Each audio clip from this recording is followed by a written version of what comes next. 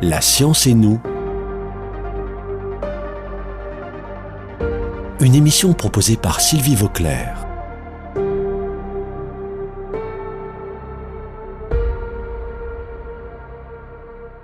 Nous avons cette semaine une 4e émission avec Sylvestre Maurice, qui est spécialiste entre autres de l'exploration de la planète Mars et qui nous a expliqué pendant 3 belles émissions ce qu'on cherchait sur la planète Mars et les résultats, en particulier au sujet de l'habitabilité de cette planète et de la possibilité qu'il y ait eu de la vie dans le passé.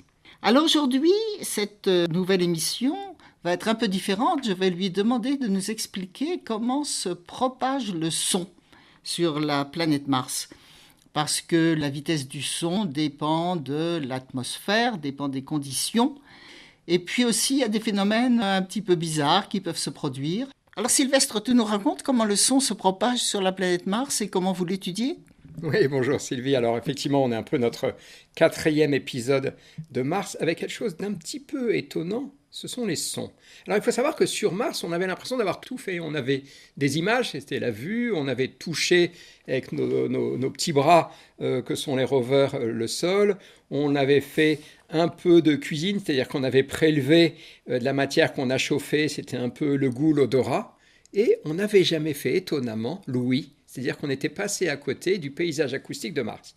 Chose qu'on a rectifiée avec persévérance, puisqu'on emmène un microphone. Le microphone est d'ailleurs développé à Toulouse par l'école l'ISAE, en partenariat avec l'IRAP, et ça deviendra le premier microphone à acquérir des sons extraterrestres. Alors, il y avait eu des tentatives dans le passé, un peu sur une planète qui s'appelle Titan, autour de Saturne, ça n'avait pas très bien marché, une autre sur Vénus. Les soviétiques, ça n'avait pas très bien marché. Là, on a véritablement, avec persévérance, la découverte du paysage acoustique de Mars. Alors, ce qu'on trouve, des choses qu'on avait calculées déjà, parce que l'acoustique se calcule relativement bien. La vitesse, sur Terre, on est plutôt dans les 330-340 mètres par seconde. Vous savez que ça va dépendre de l'altitude où vous êtes, ça va dépendre beaucoup de l'humidité, énormément de la température, donc c'est variable. Sur Mars, on trouve plutôt autour de 240.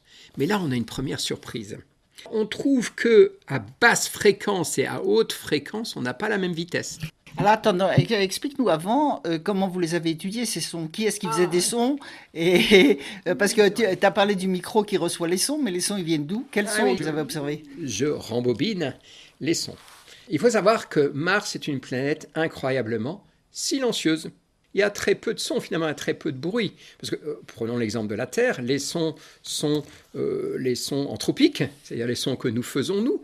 Ce sont les sons naturels, les orages, la pluie qui tombe, le vent, des glissements de terrain, tout ce que vous pouvez imaginer, ce sont des sons biologiques.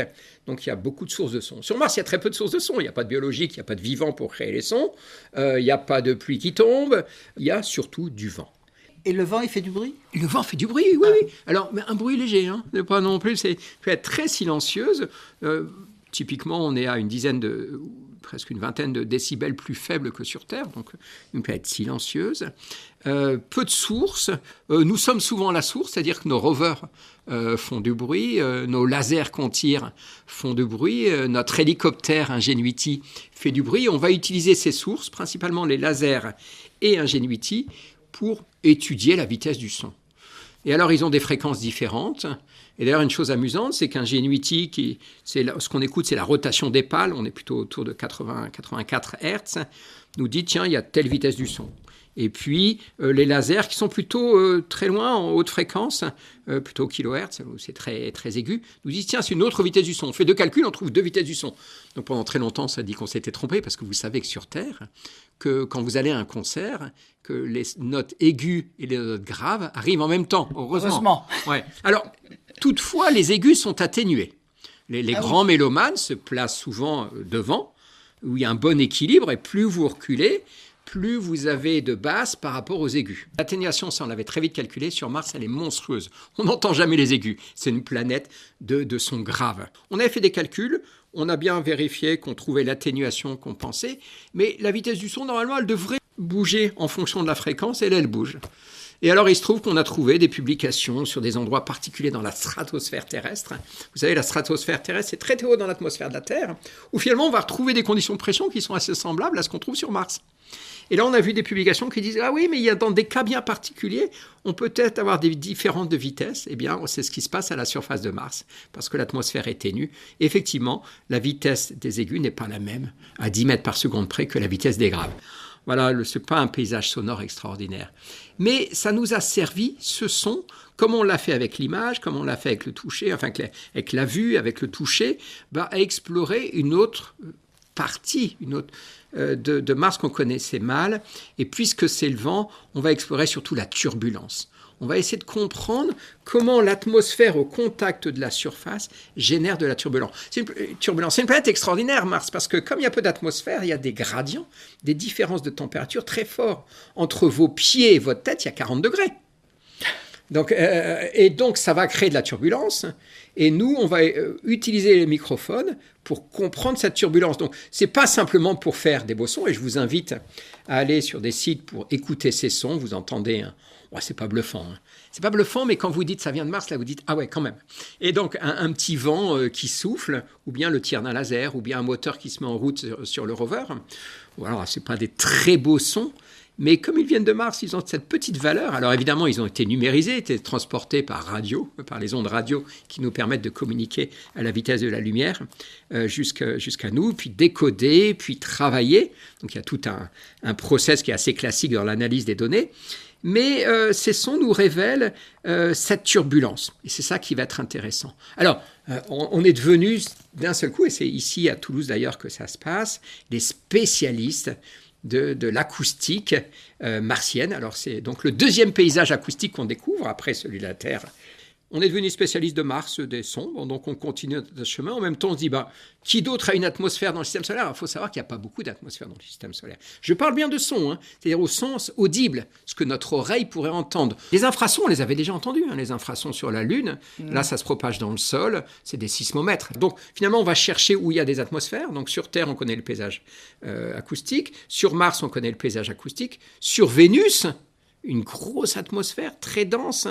Sur Titan, satellite de Saturne, une atmosphère 1 bar 5, c'est-à-dire presque comme la Terre, extraordinaire. Jupiter, Uranus, Neptune, et Saturne, donc nos planètes géantes.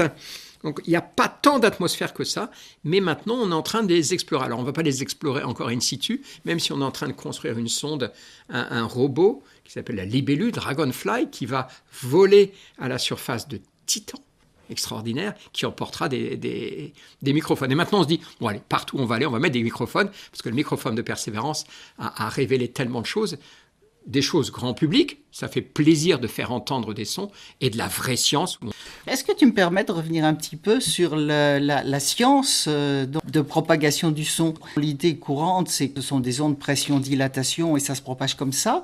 Et est-ce que tu veux dire qu'en plus de pression-dilatation, il faut tenir compte d'énergie qui passe dans les vibrations, rotation des molécules ? Oui, quand vous entendez un son, vous êtes content que, effectivement, compression et dépression sur votre tympan se traduit par un signal qui va jusqu'à votre cerveau. Il y a une molécule qui est poussée, qui va pousser la suivante, etc. Mais la molécule, elle reçoit de l'énergie, elle va le transformer en rotation, elle va le transformer en déformation, et des constantes de temps qui sont variables. Ça nous plaît beaucoup parce que, déjà c'est nouveau, parce qu'il y a pas mal de calculs à faire. Et puis le son, c'est un peu la compréhension, c'est un peu le sens du monde. Et donc c'est une façon de regarder différente une autre planète. Bon, c'est un peu compliqué, mais ça me semble important que les auditeurs se rendent compte justement que la notion de son n'est pas aussi simple que ça et que ça peut avoir de l'importance pour la compréhension des phénomènes, la compréhension des situations, des structures, etc.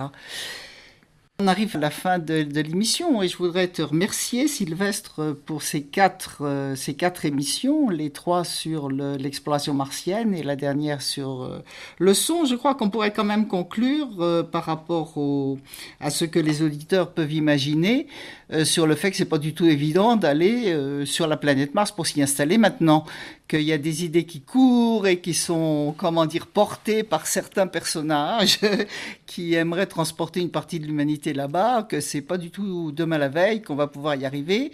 Et quand on voit qu'il fait froid, ou quand on voit qu'il y a une différence de température entre les pieds et la tête, que c'est irrespirable comme atmosphère, c'est pas du tout possible d'imaginer, même de, comment on dit ça, terraformer,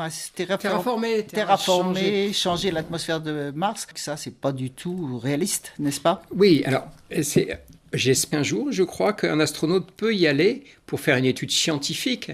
Alors, on peut faire un exercice de pensée, c'est-à-dire que vous prenez la station spatiale où évolue par exemple Thomas Pesquet, vous posez dans votre tête la station spatiale sur Mars, il ouvre la porte, il sort, c'est ça. C'est pas de la vie, ça, c'est de l'exploration, c'est de la survie. Effectivement, tu l'as très bien dit, c'est un milieu extrême pour lequel les humains ne sont pas faits du tout. Pourquoi ? Parce que les humains, c'est un peu Darwin qui nous le dit, se sont adaptés à un autre milieu, c'est celui de la Terre. Donc nous sommes des enfants de la Terre. La Terre, c'est notre berceau. Et c'est aussi notre avenir, parce que ça, pour avoir beaucoup voyagé sur Mars et ailleurs dans le système solaire, il n'y a pas d'autre terre. Et qu'on soit très clair, ça n'exclut pas d'y aller pour faire des études scientifiques, ça n'exclut pas d'y aller en chemin pour inspirer une génération, et j'aimerais bien la voir derrière cette exploration, mais l'avenir des humains, l'avenir des hommes et des femmes, c'est bien la Terre, c'est notre berceau. Alors quelqu'un avait dit, c'était Tsikovsky, donc c'était au début du XXe siècle, en parlant d'astronautique, en disant « la Terre c'est le berceau de l'humanité et l'homme n'est pas fait pour vivre dans son berceau ». Eh bien si. Eh bien moi je défends une idée contraire pour avoir voyagé partout dans le système solaire et pas que sur Mars. On a fait des photos, alors nous on adore ça, quand on est sur Mars on prend des photos de la Terre, c'est un tout petit point. Quand on est autour de Saturne on prend des photos de la Terre, Carl Sagan avait fait ça très bien avec la mission Voyageur. Partout d'ailleurs on prend des photos de la Terre pour nous rappeler que la Terre en elle toute seule c'est une sorte de petit vaisseau dans ce grand vide, mais surtout un vaisseau isolé qui est tout ce qui compte pour nous, il y a des très beaux textes là-dessus, et qui est notre passé et qui est aussi notre avenir. Eh bien, merci beaucoup Sylvestre. Bonne continuation dans tes recherches et dans tout ce qui va se passer dans l'avenir pour l'exploration du système solaire. Au revoir. Merci Sylvie.